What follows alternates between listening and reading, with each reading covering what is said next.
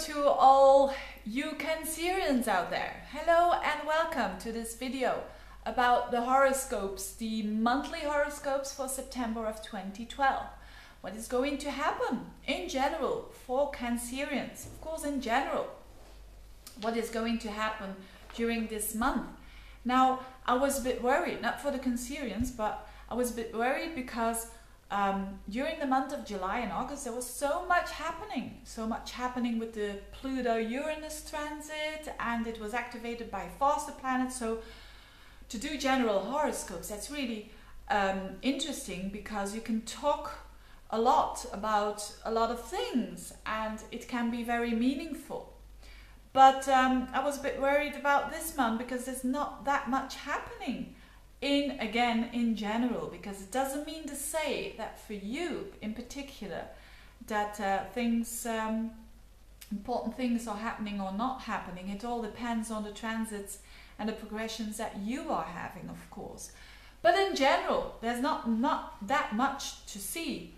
And but this morning I did see this very interesting thing, and that is occurring especially the last 2 weeks of September for everybody, and also in particular for Cancer. It has its meaning, and it's about Saturn and Neptune making almost a hidden dance for the Americans. And I'm going to talk about that in a minute, because it's going to be important also for the next month, for October, because then September and Neptune are going to make a dance, and it's not going to be hidden anymore, because they are going to trine each other. But more of that in a minute. So what I'm going to do now is not to take a look at the outer planets like Neptune and Pluto, because there's not much change going on. So what I'm going to do is look at the faster planets, because they do quite some good stuff for the moment, those faster planets. So I'm going to talk about that first. And of course, because your sign is ruled by the moon, I'm going to talk about an interesting new moon and the full moon. But first of all, what about, let's get started with the new moon. The new moon is, it's on my birthday.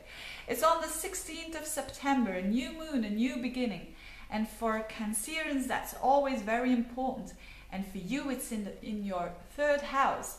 So yes, new beginnings when it comes to communication. If you're studying, maybe I once had a new moon in my solar return in the third house when I graduated. So maybe it's a closure of a study, or maybe it's just a new beginning and a new way you want to communicate in life. So that's a beautiful thing around the 16th of September.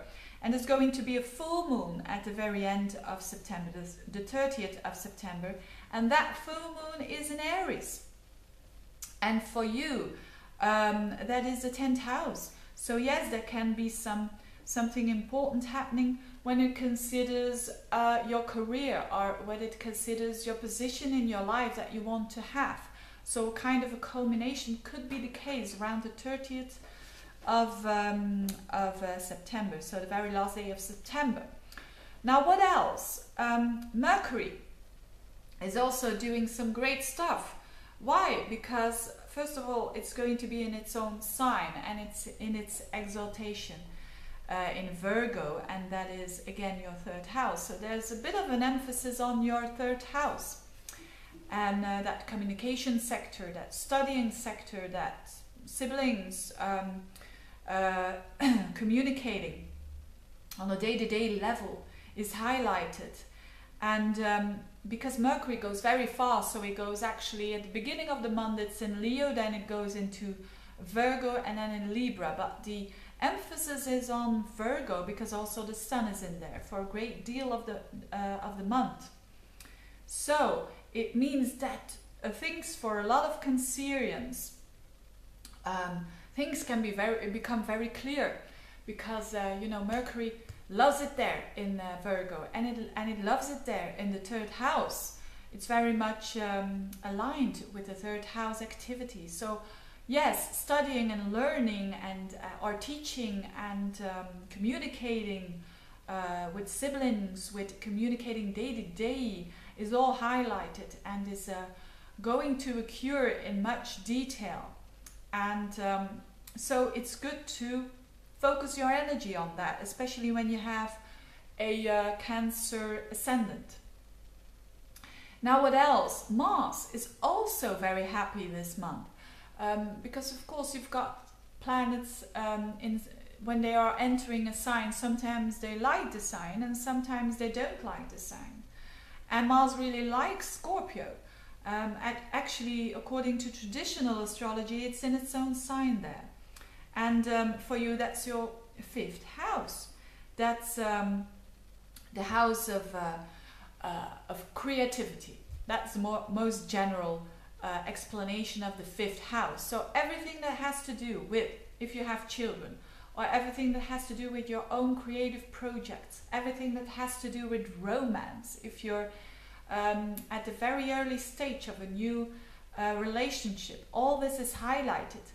And it's Mars that is in there. So it's action. You want to take action, and it's probably going to be good action because it's in its own sign. It's in Scorpio. It wants to go deep. It wants to go it wants to go deep, but it wants to be active in a very firm, persistent way. So if you're trying to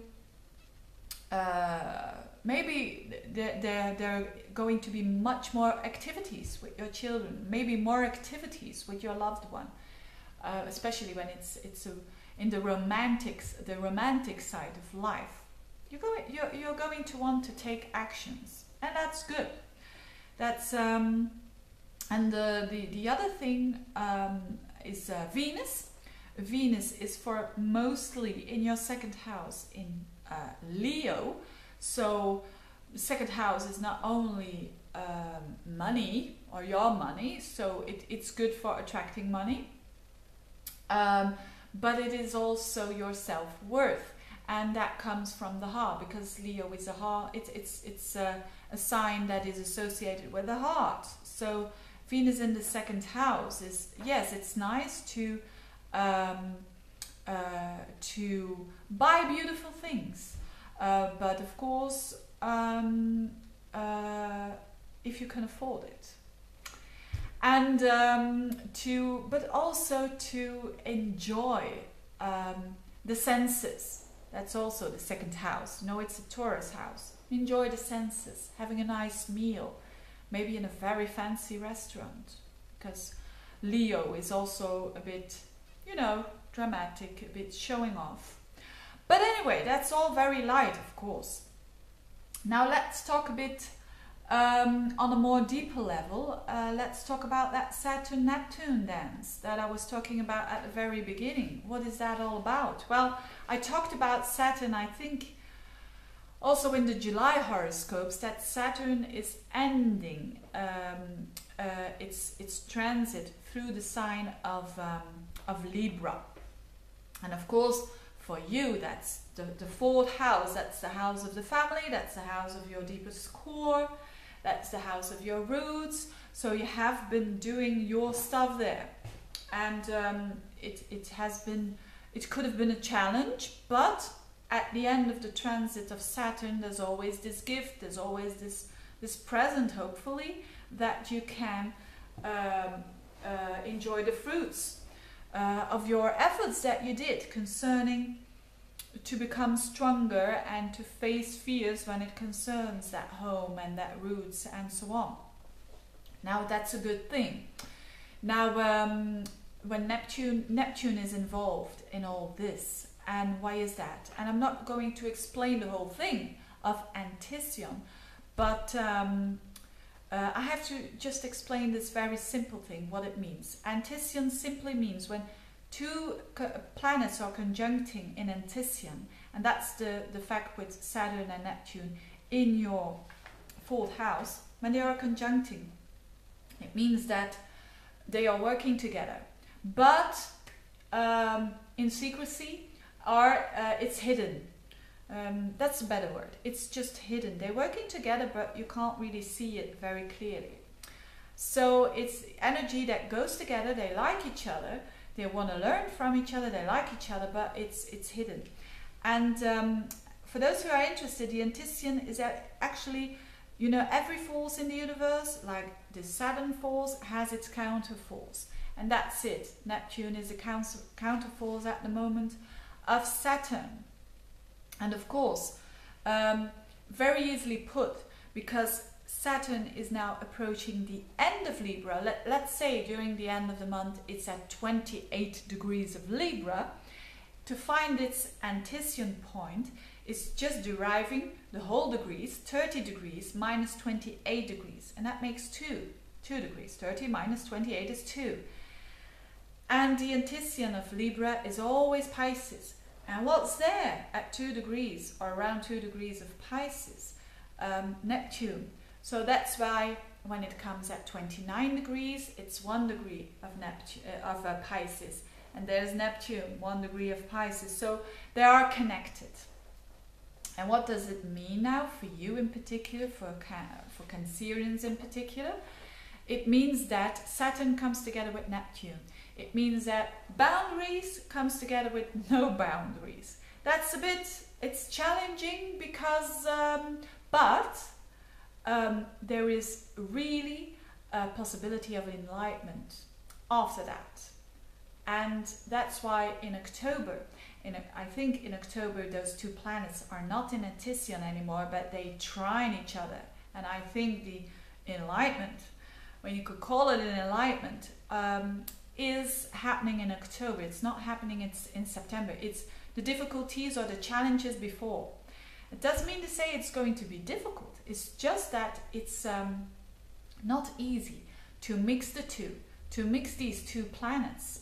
To mix boundaries with no boundaries is not easy. And for you, it's the area, it has to do something with the fourth house. It has to do with that area of life for you that can be very clear one day, and it's like you're losing it the other day. So that's always with Neptune. You think you can grasp it, but then the moment you think you grasp it, and especially with Saturn is about truth in day-to-day life, in what you see, and Neptune just confuses it. And but it doesn't mean to say it's wrong. It's the best process to understand later on what is it all about. So just be patient. That's the only advice I can give you. Be patient. When things aren't very clear in that area of your life, it's going to become clearer next month. So and it's not that dramatic, but it's just the energy of those two opposites trying to merge, and they're going to merge. It's like getting it and not getting it at the same time. That's basically it. So, but I think it's very beautiful, and very. It can manifest our higher ideals, and I think that's a good thing, isn't it? We can manifest our higher ideals because they come together. Saturn, manifestation, and Neptune, the higher ideals. So, but of course it's a struggle because it's difficult in this Saturn realm to understand this higher consciousness. So that's what the month for September is all about. A very exciting month.